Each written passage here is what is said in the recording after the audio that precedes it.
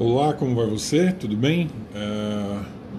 Meu nome é Ângelo. Eu estou fazendo uma série de vídeos, esse é o primeiro deles, então há um certo amadorismo aí no que eu vou apresentar, mas é cheio de boas intenções, né, para poder trabalhar um tema que eu venho estudando já há um tempo sobre motorhome artesanal. A fabricação de um motorhome por seja lá quem for, quem quiser fazer, né? Um motorhome novo ou mesmo até um usado aí às vezes é muito caro e você está comprando um projeto que de repente não te agrada, se é por falta de opção. Eu não gosto da ideia. Se eu pudesse, eu gostaria de ter um, né? E esse aqui é focado especificamente em cima da montagem em um chassi de ônibus, tá? Chassi, perdão, no ônibus em si, né? Eu coloquei algumas características aqui que eu falo sobre o que seria ideal, né? Então, características que são desejadas, né, que o ônibus tenha para ser usado e convertido em um motorhome. A primeira delas é que precisa entender, eu vejo muita gente fazendo uso aí de ônibus que é monobloco, eu vou colocar uma foto aí na tela, não é esse. O ideal é um ônibus que tenha nascido a partir de um chassi de caminhão, né? E que tenha então um motor, desculpa, que tenha um motor na frente, é um motor frontal, né? O porquê disso? Ele costuma ter uma estrutura mais leve. Então nós estamos falando de um ônibus que pode ter sido desenvolvido para o transporte intermunicipal, né, de uma cidade para outra. Aqui em São Paulo, por exemplo, nós vemos muito da EMTU, então é um ônibus que sai do terminal rodoviário ali do Tietê e vai para Osasco, vai para as cidades aqui na região, né? Então são ônibus desse tipo, tá? Aí, qual que é a vantagem disso? É um chassi de caminhão. A gente vê o quão robusto um caminhão pode ser quando ele transporta carga ou ele vai para locais aí mais complicados, né? Essa é a mecânica que a gente tem que buscar para ter no motorhome, né? Respeitando o peso e tudo mais que ele pode ter, né? Mas ainda assim, quando você precisar de um mecânico, você vai buscar um mecânico que lide com um caminhão. Outra característica que tenha sido desenvolvido para o fim de transporte rodoviário, né, queira ou não, a versão intermunicipal ela tem ali preocupações para poder rodar em rodovias. Então é necessariamente o que? Um câmbio mais longo, né, um câmbio geralmente de 6 marchas, e que você também tem um eixo, o eixo traseiro, né? Que ele foi pensado também na relação de você poder aproveitar melhor velocidade, não força, certo? Ele tem que ter no máximo 3,40 metros de altura. Eu não citei aqui o comprimento, mas eu já vou aproveitar e citar.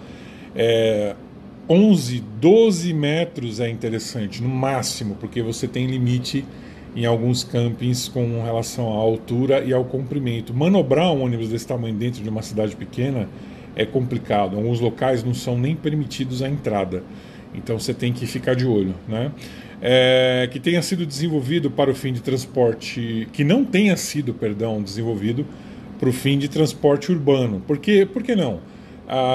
Como um caminhão também, né, que a gente vê muito ônibus com motor na frente, embora o transporte urbano hoje em dia são ônibus maiores, né, monobloco também, que tem um motor atrás, mas eles são ônibus que têm a relação de marcha e do eixo traseiro, né, do diferencial, perdão, quando eu falo o eixo, mas eu estou querendo falar do diferencial, que é aquele eixo onde as rodas são presas atrás. Ele é curto.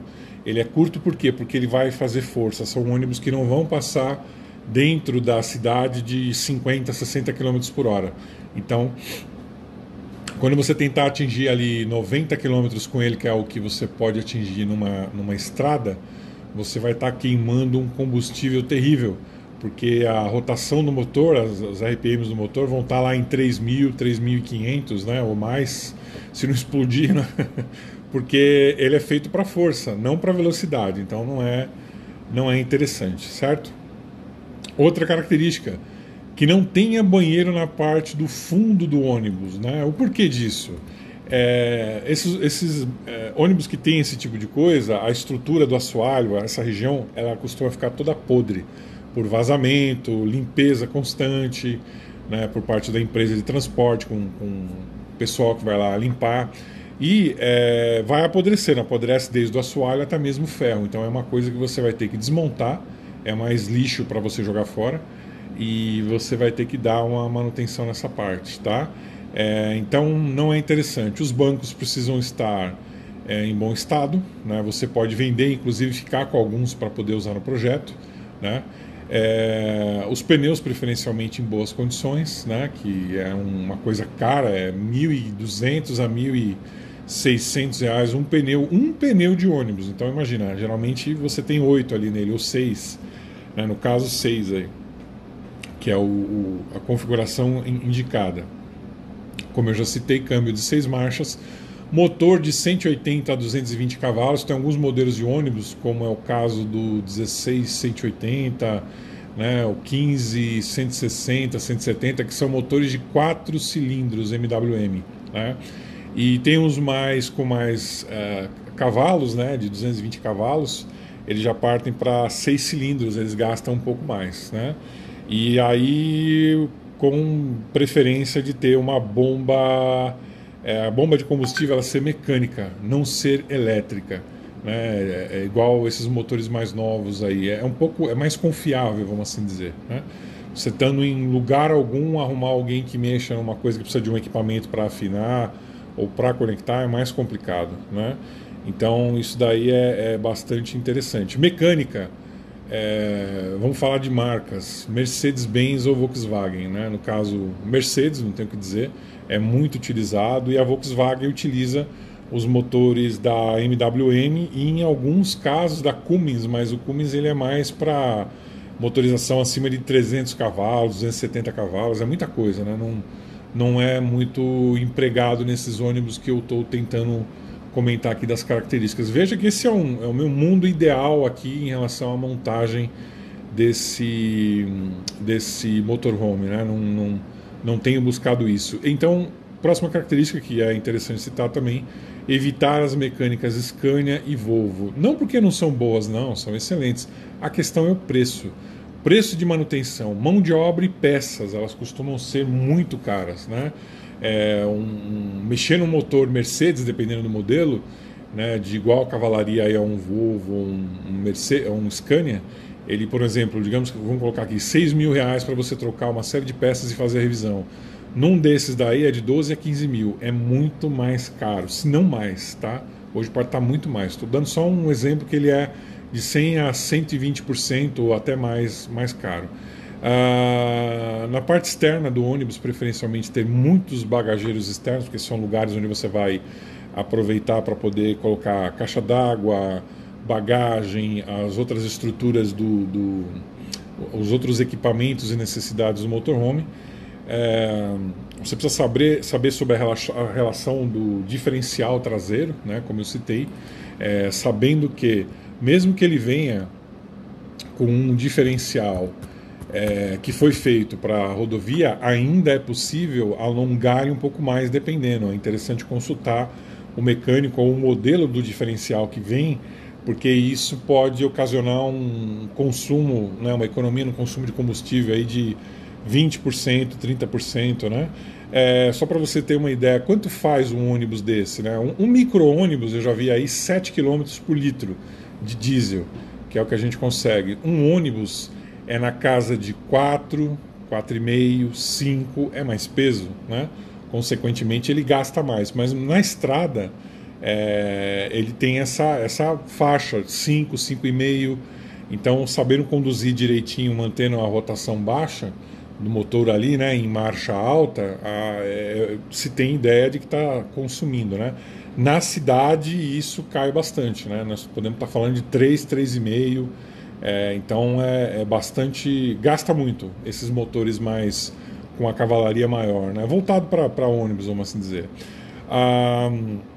Quando você comprar o ônibus, você tem que ver para barganhar o preço ao máximo, né? Porque é interessante você considerar que você vai fazer uma revisão muito grande em cima do ônibus na mecânica, tá?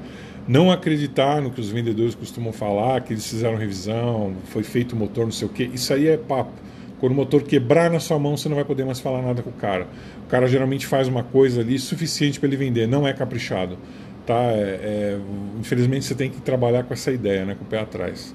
Vai aparecer muita coisa quando você começar a desmontar o ônibus. Então, você fazendo uma reserva ou tentando fazer o negócio da melhor maneira possível para você, esse dinheiro que você economizar, você vai aplicar para fazer essas revisões, tá?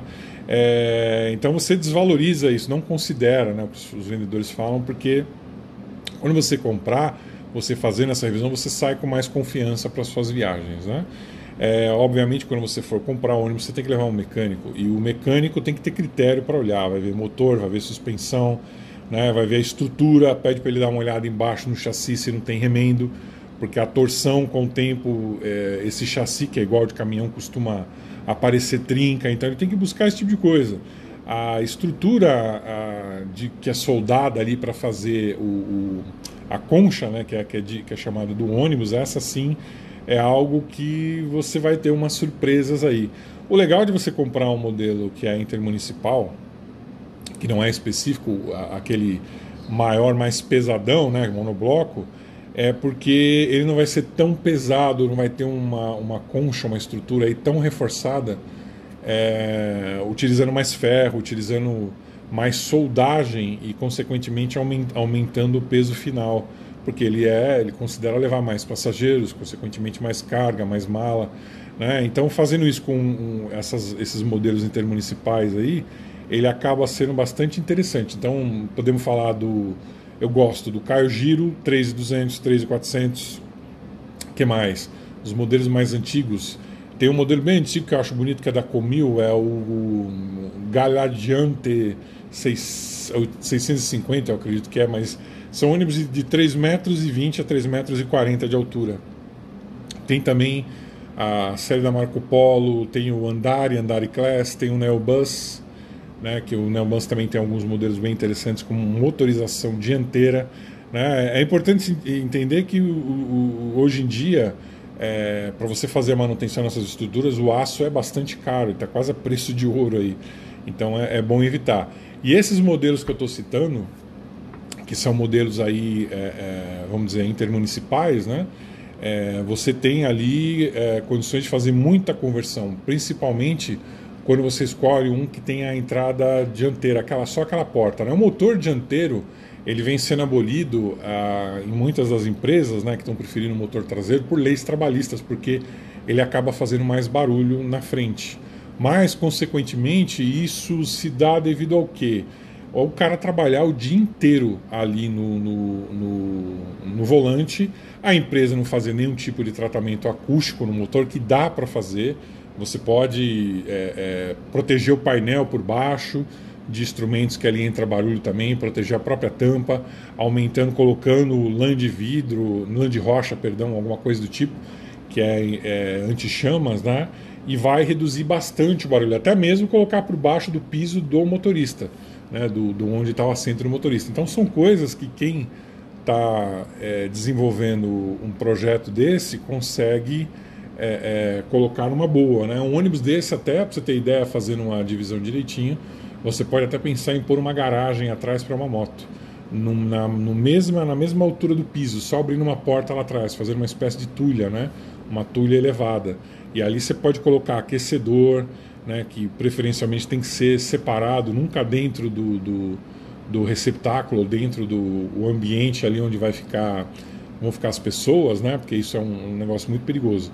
Então ele acaba sendo utilizado nessa parte. Eu vou ter outros vídeos aí também que eu vou fazendo. Eu peço desculpas quanto ao amadorismo, né, da construção do tema aí, mas eu acho que o importante é a gente abordar, falar a respeito, tá bom?